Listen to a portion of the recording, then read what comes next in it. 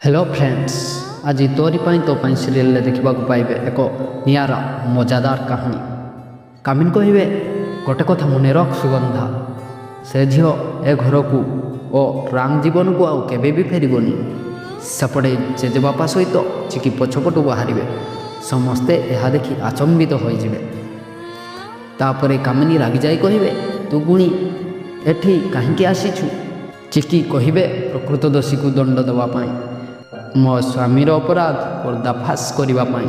तापरे पुलिस हठात आसी कहिबे, रोही तुमको आम सहित जीवा पड़ो। तापरे रोही गुणगुण होई कहती, मु तो किछि करिनी।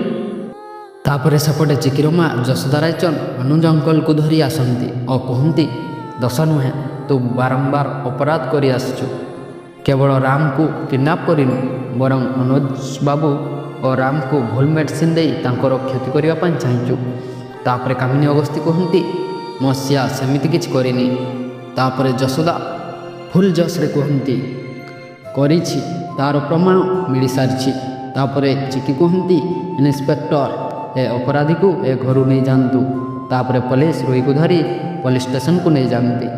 हाँ दर्शक बंधु, एमती नुआ नुआ एपिसोड देखा भल पाउथिले मो चैनल को सब्सक्राइब करदेवे एवं बेल आइकन को दबाई देवे।